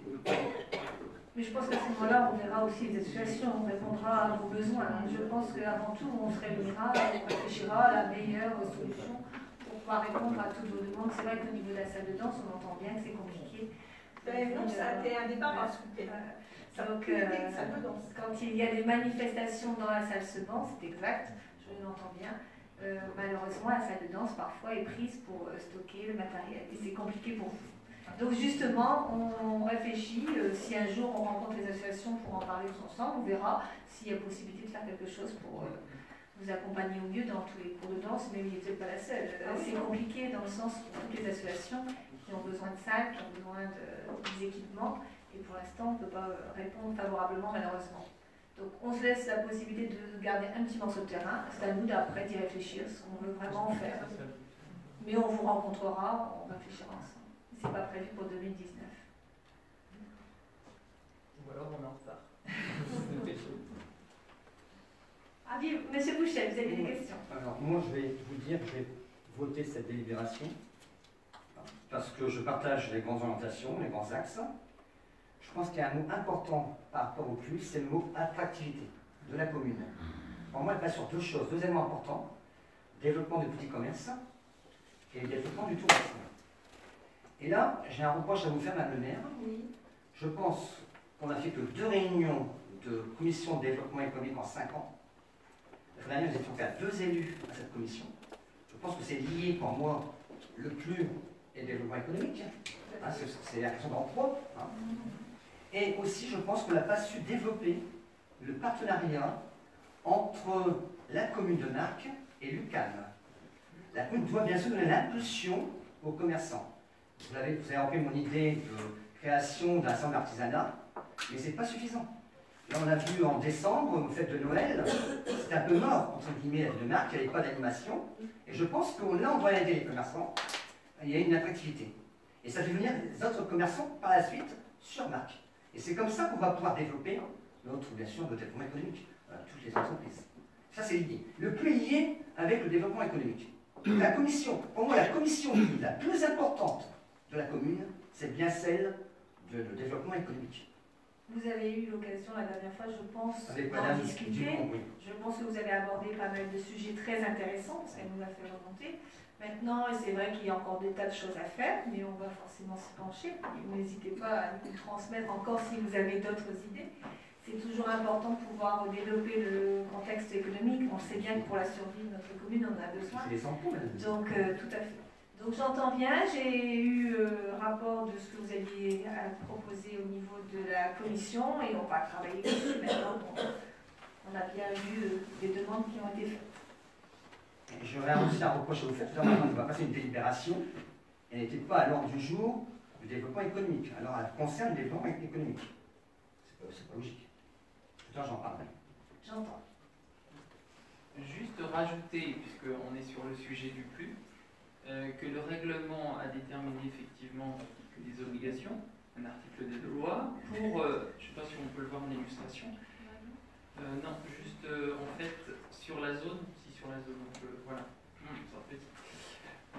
là où sont positionnés les commerces, en fin de compte, vous avez une zone, toujours linéaire forcément, au niveau des rues, je ne sais pas si vous pouvez zoomer, c'est bien difficile, mais en l'occurrence, on va essayer de trouver, pour illustrer un petit peu, vous avez 3 espaces de commerçants, voilà, on voit effectivement, il faut mettre la flèche dessus. Oh bah super, voilà. Ici. Voilà. Donc, en fin de compte, vous avez ici des commerces. Il était pour nous important d'aller dans le sens d'un développement du commerce. Alors, je vais sortir 2 petites secondes pour répondre à M. Bouchel, donc de sortir un peu du sujet. ce qu'il faut bien comprendre au niveau de toute façon des commerçants, c'est que les nouveaux modes au niveau du modèle économique changent. On le sait très bien. On sait très bien aujourd'hui que avoir une vitrine, il est difficile en fait de tenir une vitrine alors que tout se fait beaucoup sur Internet, par réseaux sociaux. Donc ça c'est une chose. Néanmoins, pour faire vivre, vous voyez ces axes, il faut avoir quelques paramètres en tête. Le premier paramètre, c'est que pour réaliser un vrai flux, pour un axe commerçant, il vous faut en fait 4 commerces de quotidienneté. C'est-à-dire effectivement boulangerie, boucherie, pharmacie. Là en l'occurrence, ce sont des pharmacies, si vous regardez bien, qui permettent de créer ces axes. Donc notre principe de développer le commerce, ce sera toujours avoir dans l'idée, si vous voulez, le principe des 4 quotidiennetés. Parce que lorsque vous avez ces 4 commerces de quotidienneté, vous pouvez continuer ensuite à faire un rayon supplémentaire avec les services. Vous parliez de l'UQAM, c'est vrai que quoi de mieux qu'un commerçant ou un artisan pour développer et donner des idées. Il ne faut quand même pas non plus oublier que ce sont des indépendants. Et ensuite, donc, je sais, on a la tête dans le guidon, on travaille tout le temps, sans trop d'ailleurs se poser de questions, et à un moment on se dit tiens, si on faisait quelque chose ensemble. Mais ce n'est pas régulier. Vous voyez, donc là en l'occurrence le salon était une bonne chose. La commune a décidé effectivement d'aider pour ce salon. Et on s'aperçoit que lorsqu'il y a une idée comme celle-ci, automatiquement Madame le maire et la majorité amènent tout simplement les financements à partir d'une bonne idée. Donc sur les commerces, il n'y a pas trop de soucis, il y a plutôt un mouvement, si vous voulez, de nouveaux modèles économiques qui rentrent en ligne de compte. C'est plutôt ça. Mais en l'occurrence, on protège bien par rapport à une loi. Je la connais plus, cette loi, c'est L 150. Voilà, qui détermine en fin de compte de protéger donc les commerçants et leurs vitrines et leur façon effectivement de mettre en œuvre pour leur activité. Et là, on est d'accord avec l'écoquartier, il ne faudra pas le rater, il faudra trouver des petits commerces de proximité. Ce serait bien l'idéal de faire en dessous des logements, des appartements, des petits commerces. Voilà. Pour ce quartier-là, on en a besoin. Alors justement, pour répondre, là on est un peu hors sujet, en tout cas pour répondre, c'est vrai qu'il ne faut pas oublier qu'à partir de 300 mètres, on prend son véhicule. Donc il faudra trouver et des commerçants et des services. Et là, en l'occurrence, c'est le promoteur qui décide, et c'est à lui de décider de toute façon ce qu'il souhaite faire. Nous, des intentions, certes, mais on n'est jamais... On pense aussi aux seniors. Parce que le bête, le senior. Ah oui, de toute façon, c'est vrai que vis-à-vis des dents creuses et de la totalité des extensions, à chaque fois, on a pensé aux seniors. Voilà. C'est vrai qu'il y avait une demande au niveau des riverains de ce quartier d'avoir encore quelques commerces à proximité, de façon à avoir quelque chose de très proche. Bon, donc nous avons bien entendu pour la commission économie. Je pense que vous avez déjà apporté pas mal de réponses ce jour-là. Vous avez bien discuté, on se penchera sur la question et on réfléchira ensemble. Je suis constructif. Nous l'entendons bien. Donc maintenant que vous avez apporté vos idées, nous allons réfléchir avec Mme de Seigne sur les propositions qui ont été plus ou moins été annoncées ce jour-là. On en a déjà discuté un peu ensemble et on réfléchira. Effectivement, Madame le maire, les propositions qui avaient été émises au cours de cette commission rejoignent tout à fait la politique volontariste que notre municipalité entend mener dans le cadre du développement de notre belle commune. Alors, maintenant toutes les questions ont été posées, je pense que M. Bus, vous pouvez peut-être lancer la délibération. Merci beaucoup. Le plan local d'urbanisme est un document de planification et d'urbanisme qui définit les grandes orientations d'aménagement ayant une portée communale. Ces grandes orientations d'aménagement s'étalent à court, moyen et long terme, le plus étant à renouveler en moyenne tous les 10 ans. La procédure d'évolution d'un flux doit s'inscrire dans un contexte légal et réglementaire très strict. Les exemples pour marque sont nombreux, loi littorale, arrêté préfectoral de protection du biotope, zone humide, vignette, etc. Par le biais de ce règlement et du plan de zonage, il a pour objectif principal d'harmoniser les constructions et rénovations à venir dans une logique esthétique permettant une intégration harmonieuse de ces projets dans leur environnement immédiat. Le plus en vigueur, datant du 20 février 2004, ne permet plus une prise en compte optimale des enjeux qui sont les nôtres en matière sociale et démographique. En effet, la loi Allure du 24 mars 2014 renforce la nécessité de revoir l'ensemble de notre document de planification pour tenir compte des évolutions tant juridiques que sociales. Suite à la présentation qui vient de vous être faite, je vous propose d'approuver le bilan de concertation tel qu'il vous a été transmis avec votre convocation, ainsi que le projet de PLU tel qu'il vient de vous être présenté par Madame Delin. Bien, je pense qu'on a fait un petit peu le tour de tout le sujet. On va pouvoir passer directement au vote. Donc, qui est contre? Qui s'abstient? Vous avez pris note? Le groupe. Le groupe. Je vais vous féliciter, M. Bius, pour tout le travail qui a été effectué sur ce dossier, qui représente de nombreuses heures de travail. Donc, merci, merci. Merci Madame le maire, merci à Madame Delin également. Nous allons passer au 3.3 avec l'approbation de l'agenda d'accessibilité programmée. La commune a réalisé en 2018, comme le prévoit la loi, son agenda d'accessibilité programmée. À travers l'adoption de ce document et son action au quotidien, la commune œuvre pour faciliter la vie des Marquois, porteurs d'un handicap. Pour preuve, les nombreuses demandes de place pour personnes porteuses d'un handicap, acceptées et matérialisées dans vos rues, et dernièrement grâce à vous, cher internaute, qui avez voté pour choisir le projet participatif 2018 avec la création d'une balançoire pour enfants en fauteuil. Elle sera installée dans le nouveau parc en 2019. Monsieur Bousse, je vous laisse la parole. Depuis le 1er janvier 2015, les agendas d'accessibilité programmés, donc appelés ADAP, permettent à tout gestionnaire ou propriétaire d'établissement recevant du public ou d'installations ouvertes au public de poursuivre ou de réaliser l'accessibilité de son établissement après cette date et dans le respect des obligations fixées par la loi du 11 février 2005 concernant la loi sur le handicap. Un ADAP correspond à un engagement de réaliser des travaux dans un délai déterminé, de les financer et de respecter les règles d'accessibilité en contrepartie de la levée des risques de sanctions. Ainsi, l'ensemble des équipements communaux, écoles, stades, fermes des aigrettes, maisons de la petite enfance, églises, a été étudié pour analyser l'accessibilité ou non des installations. Le bureau d'études en charge de ce dossier a chiffré un montant total de 59 500 € de travaux sur 3 ans. Je vous propose d'adopter l'agenda d'accessibilité programmé de la commune et d'autoriser Madame le maire à signer tout document. À intervenir. Évidemment, en fin de compte, c'est un projet, c'est un plan prévisionnel tout simplement sur des équipements de douche, des signalétiques de porte, des modifications de poignées de porte encore une fois, sur des petits, simplement des petits accessoires à acheter et à mettre en œuvre. Aux alentours de 250, j'ai ici justement donc des exemples de 254 à 50 €, simplement qui aident justement à l'accessibilité, tout simplement. Voilà, Madame le maire. Nous allons passer au vote. Qui est contre? Qui s'abstient? Je vous remercie. 3.4 avec l'achat du terrain situé rue de la Fontaine, la propriété de M. Lamourier. En effet, M. Lamourier sont propriétaires d'une parcelle sur laquelle se situe un regard d'accès au réseau d'assainissement. Afin de régulariser cette situation, c'est-à-dire la présence d'un réseau public sur une parcelle privée, la commune doit racheter la parcelle de terrain qui correspond à peu près à 5 mètres carrés pour un montant de 250 €. Donc nous régularisons. C'est en coupant ça qu'elle s'est rendue compte qu'elle avait un réseau au fond de son jardin. Pas de remarques? Qui est contre? Qui s'abstient? Je vous remercie. 3.5.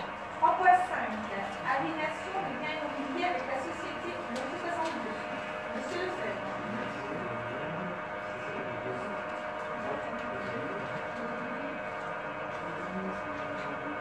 Je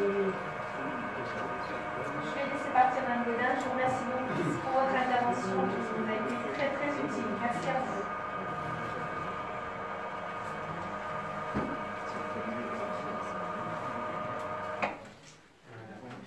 Dans le cadre d'un projet de construction de logements sociaux, la société Logis 62 a construit un bâtiment sur une parcelle propriété de la commune. Cette construction s'établissait dans le cadre d'un projet d'ensemble dans lequel la commune vendait une parcelle à Logis 62, la société rétrocédant en parallèle 2 parcelles limitrophes à la commune, servant actuellement d'espace vert. Cependant, bien que ce projet ait déjà fait l'objet de 2 délibérations en 2015 et 2017, une nouvelle numérotation cadastrale opérée depuis nous oblige à redélibérer afin de permettre la signature de l'acte authentique de cession et de l'acte administratif de rétrocession. Vous avez les plans et l'ensemble du détail dans votre dossier. C'est simplement une régularisation, un changement de numéro. Il n'y a rien. Nous allons passer au vote. Qui est contre? Qui s'abstient? Je vous remercie. 3.6 avec la vente de la parcelle au profit de M. Arichi Yazid. Avant de laisser Mme De Seyne vous présenter la délibération, je tenais à revenir sur l'engagement dans le domaine du développement économique, M. Bouchel. Je vous rappelle que la municipalité a souhaité soutenir les commerces de proximité de centre-ville en délibérant en octobre dernier pour l'année 2019 un abattement de 15% sur la taxe sur le foncier bâti en faveur des magasins et boutiques dont la surface principale est inférieure à 400 m² et qui ne sont pas intégrés à un ensemble commercial. De même, la commune a créé une nouvelle zone d'activité commerciale à proximité de l'aire de covoiturage, comme il vient de vous être présenté sur le plan. C'est un projet, rien n'est fixé pour l'instant. Enfin, la commune poursuit l'aménagement de la zone d'activité rue Léonard de Vinci par la vente de 2 terrains restants, un à la SCI Maison Bernard et l'autre à M. Arichi, entrepreneur d'une société de mécanique. Donc, nous faisons des choses. Madame De Seyne. Merci Madame le maire. Donc, le projet de délibération concerne M. Arichi qui souhaite acheter une parcelle de 1916 m². Cette parcelle étant située dans la zone d'activité légère Léonard de Vinci, ce qui avait donc été initialement accepté par la délibération 2017-0210 du 14 février 2017. Aujourd'hui, la délibération a pour but de modifier l'identité de l'acheteur. M. Arichi achètera en son nom propre et non pas par le biais de sa société. Pas de remarques? Monsieur Bouchel. Vous savez très bien, j'ai eu un petit problème sur sa délibération parce que c'était le prix du terrain. Léonard de Vinci a toujours vendu des terrains à 50 € le mètre carré. Là, il est à 19 € le mètre carré. Alors, est-ce que ça tient compte de votre abattement pour développer les petits commerces? Parce que moi, qu'est-ce qui m'embête? Vous voyez, j'ai rien contre cette personne, je ne la connais pas. Il faut les quitter. Ce soir, on a vendu un terrain juste en 2 à 50 € le mètre carré.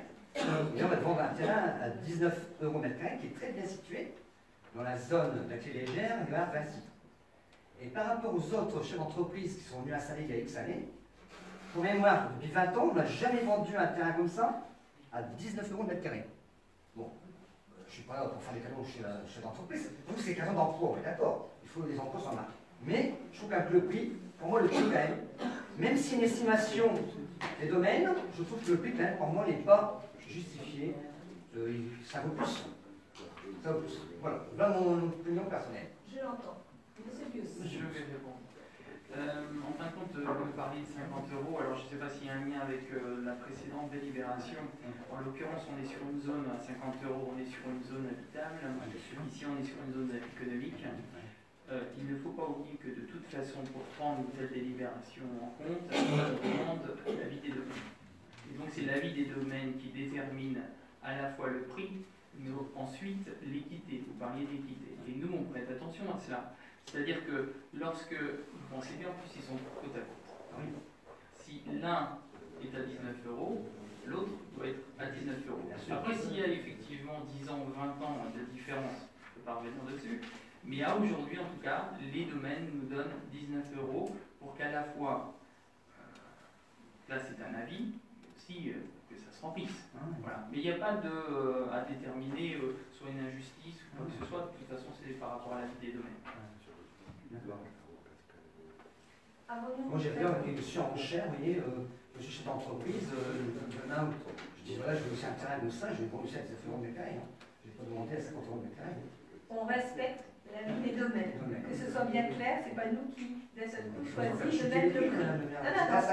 On doit respecter la ville des domaines. Alors, la ville des domaines a de toute façon des références sur l'agglomération. En fait, c'est plutôt sur ce principe-là de dire, on sait que, voilà, sur Calais ou sur d'autres horizons, on a 19 € du mètre carré, et puis, voilà, ça nous est imposé. Voilà, je pense qu'on a répondu à votre question. Nous allons passer au vote. Qui est contre? Qui s'abstient? Unanimité, merci. Le point 4. Éducation, jeunesse et petite enfance. 4.1. Demande de subvention caisse d'allocation familiale, fonctionnement et investissement liés aux activités jeunesse et petite enfance. Je tenais à souligner l'importance pour la commune du soutien de la CAF pour l'ensemble des actions envers la petite enfance et la jeunesse.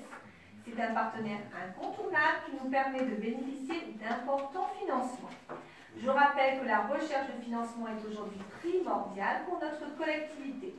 Les opérations d'investissement font l'objet en quasi-totalité de financement externe de l'Europe, de la région, de l'État ou du département.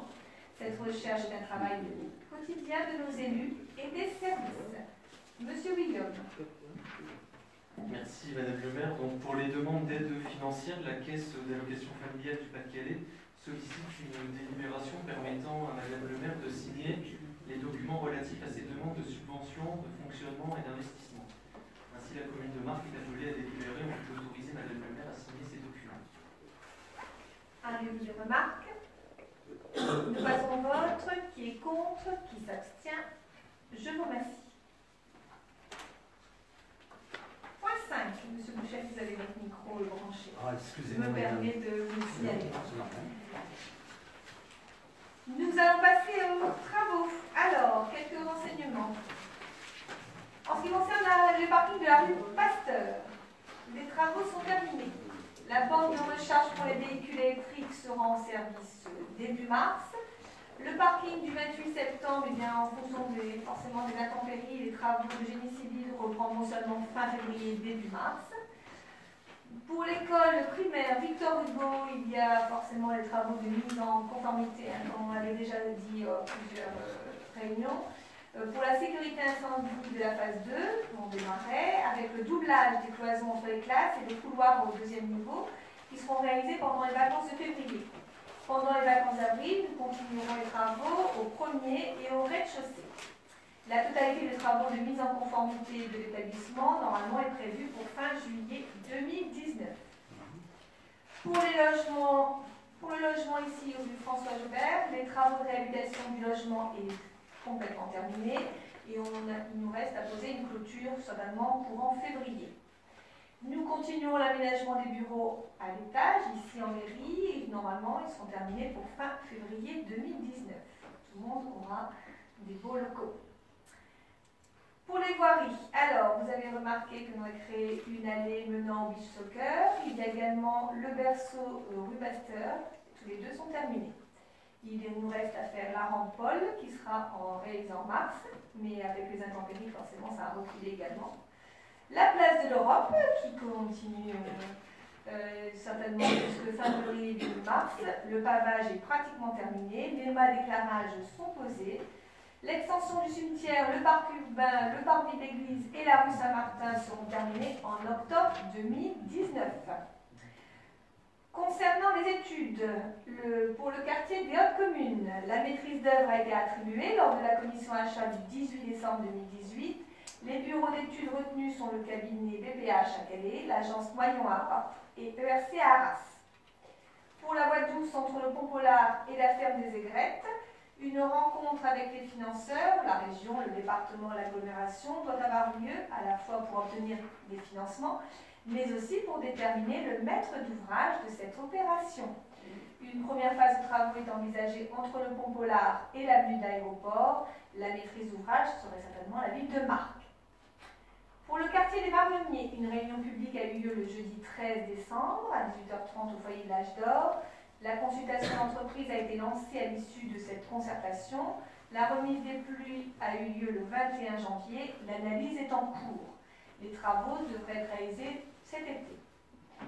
Pour le béguinage, témoignage, le permis de construire a été déposé par le bailleur social Habitat des Hauts-de-France pour la construction des socles logements dont on a déjà parlé. Pour la vidéoprotection, la première et seconde phase sont opérationnelles, donc il y a actuellement 22 caméras en service. La troisième phase serait le forfait EDM et on demande actuellement des subventions. Voilà par rapport aux différents travaux. Je vais laisser Quentin nous parler un petit peu pour les manifestations de ces prochains jours. Merci Madame le maire. Donc le vendredi 1er février 2019, les palmes académiques, donc remise des palmes académiques, échelon officier à Monsieur Lefebvre-Grégory, directeur de l'école élémentaire du Moulin. La remise aura lieu à l'école du Moulin à 18h30, donc ce vendredi cette semaine. Ensuite, le jeudi 21 février 2019, le carnaval enfantin, organisé par le Conseil municipal des jeunes pour les enfants du CP au CM1. Alors de 14h30 au complexe des Dryades à 16h30 au complexe Hubert-Seban. Il y a une petite nouveauté cette année, c'était le souhait du nouveau CMJ. Un défilé sera organisé du complexe des Dryades vers le complexe Hubert-Seban à 14h30. Merci Monsieur William. Madame Mouchet. Merci Madame le maire. Donc je vais faire un petit peu le point des cérémonies des vœux. La cérémonie des vœux a eu lieu le 11 janvier 2019 avec la participation de l'harmonie batterie municipale de Marc et du groupe Batucada du centre Cousteau que nous remercions. La présentation de Miss Marc et de ses deux dauphines, la présentation du nouveau conseil municipal du CMJ par Quentin William et du discours de Gabriel Grossrieder, le maire du CMJ. Après l'interprétation,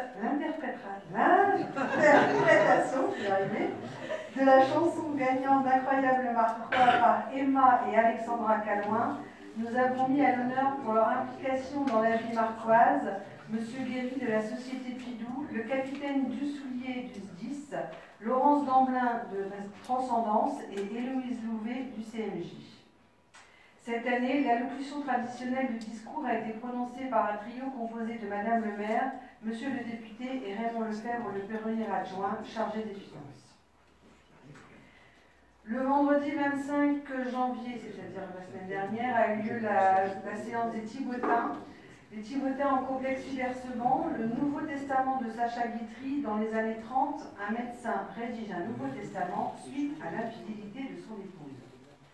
Une magnifique prestation devant environ 310 spectateurs. Le 1er mars aura lieu la cérémonie des nouveaux arrivants au foyer des personnes âgées à 18h30.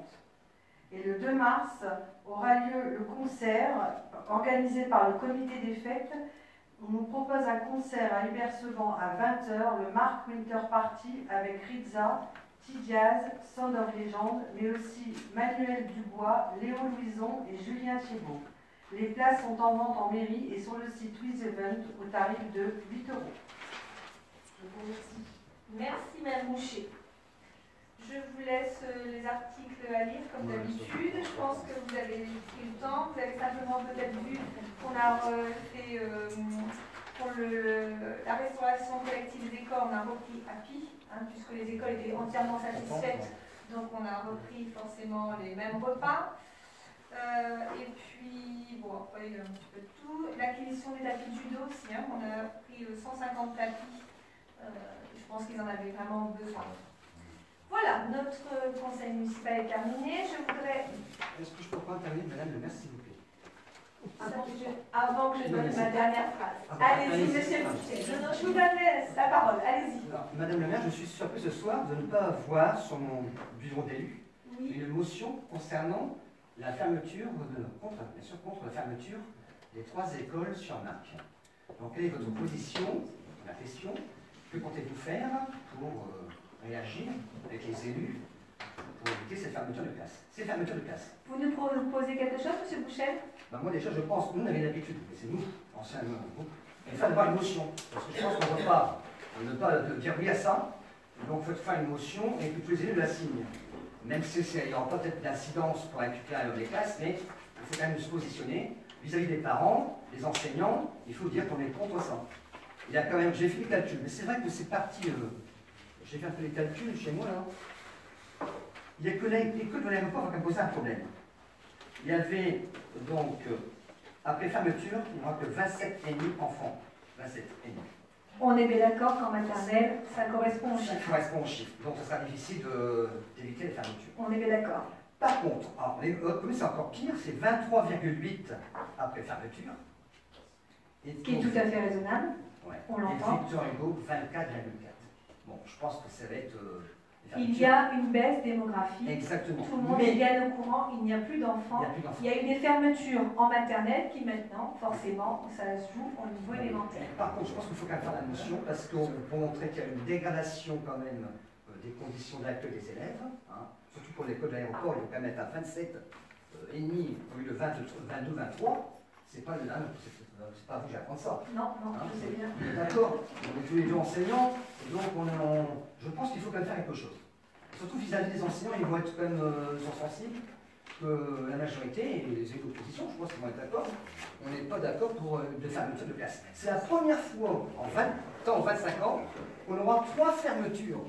Quand même... Alors ça ne correspond pas uniquement à Marc. Non, Vous avez bien entendu que c'est partout la baisse démographique. Donc ça ne concerne pas uniquement la commune de Marc, c'est partout dans le département. En 5 ans, je pense que l'académie a perdu 20 000 élèves. Donc forcément, il y a des fermetures de classe à un moment donné. Je vais d'abord laisser M. Caron. Oui, moi c'est une petite question d'ordre pratique. Dans le cadre de la remise en forme de la place de l'Europe. Bon, alors pas d'abord finir le sujet des écoles. Il est prévu que je rencontre Quentin afin qu'on puisse discuter un petit peu de notre position. Déjà, comment on va agir. Je souhaite rencontrer vivement les enseignants, mais aussi les parents, afin qu'on puisse discuter ensemble et voir ce qu'on décide de faire. Donc, je ne vais pas me précipiter aujourd'hui à faire votre motion, parce que on a su seulement la semaine dernière, on est bien d'accord. Donc je vais d'abord discuter avec Quentin, mais aussi les enseignants et les parents, et après seulement nous verrons ce qu'on fait. Voilà, c'est pas la peine de se précipiter non plus. D'accord, mais il faut réfléchir. Tout à fait, je suis bien d'accord avec vous. Par contre, pour terminer, là, c'est pas grave aujourd'hui, monsieur Michel. Hein. Non, mais je dis des choses. Je ne suis pas du tout content là-dessus. Sur l'agenda 2019, déjà l'année dernière, j'ai fait la remarque. Cette année, vous avez encore oublié, j'étais conseiller communautaire, ainsi que monsieur Émile. J'ai été élu par la population, conseiller municipal de l'opposition, mais également conseiller communautaire. Et sur le petit agenda... On a oublié de vous le mettre? Oui, encore conseiller communautaire. Et j'ai vu que vous avez fait des rectificatifs parce qu'il y a eu une élue de la majorité municipale qui est devenue conseiller communautaire, et là, on a su le mettre. Alors, je suis d'accord, on a fait attention aux différents élus qui avaient changé cette année, mais on n'a peut-être pas repris vos remarques de l'année dernière. Ce que je vous propose, l'année prochaine, vous venez nous rencontrer avec le service communication, vous regardez avant qu'on publie l'agenda, et vous regardez, vous notez toutes vos remarques. On invitera un élu de votre groupe, un élu de l'autre groupe, de façon à pouvoir discuter avec la personne qui s'occupe de l'agenda, et on tiendra compte de vos remarques. Est-ce que vous entendez bien? Cela vous correspond? On le fait souvent au mois de décembre. Donc l'année prochaine, sachez qu'au mois de décembre, vous avez un petit rendez-vous ici avec le service communication et vous nous ferez part de toutes les remarques avant qu'on publie. Il y en a beaucoup de remarques. Parce que ça va aller. Sur le bulletin municipal, on n'a aucune photo. Alors vous prendrez rendez-vous avec moi, on en discutera dans mon bureau si vous le voulez. Monsieur Caron. Oui, comme je disais, c'est un petit détail pratique.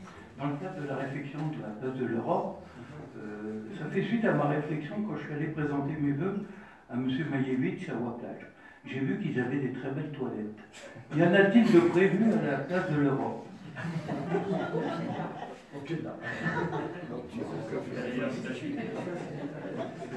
Les sanitaires existent déjà, vous savez, sur la petite rue juste à côté de celle de Waplage a son place. Alors, je vais aller voir les toilettes de Waplage et après, je regarderai ce que nous pouvons faire de notre côté. On est quand même une commune qui va aller vers les 11 000, 12 000 habitants. Et ça ne serait pas du jeu d'en avoir. Madame le maire, je reviens sur les toilettes, elles ne sont pas ouvertes. Les personnes âgées, il faut aussi. Il faut une toilette. Et on l'ouvrait au moment où le marché était. On est bien d'accord. Voilà. Là, actuellement, avec tous les travaux, tout a été fait. Les toilettes de Waplage, en fait, ce sont un peu les toilettes qu'on trouve sur le bord des autoroutes. Ils sont facilement nettoyables. Tout à fait. Et en inox. Donc, bon, c'est pas du tout. Donc, c'est à réfléchir. Mais c'est pratique. Ouais, j'entends. Mais de toute façon, c'est vrai que les toilettes actuellement sont fermées parce que le marché, parce que les travaux ne nous empêchent. Je dis ça parce qu'avant de terminer les travaux, j'ai décidé, conditionnel, si on décidait de mettre des toilettes publiques, il faut prévoir tous les coulements. D'accord. Nous prenons note de votre remarque. Bien, alors, je pense que nous avons terminé le conseil municipal. Je voudrais juste ajouter que vous pouvez noter sur votre agenda la date du prochain conseil qui aura lieu le jeudi 28 février à 19h dans cette même salle. Je vous remercie.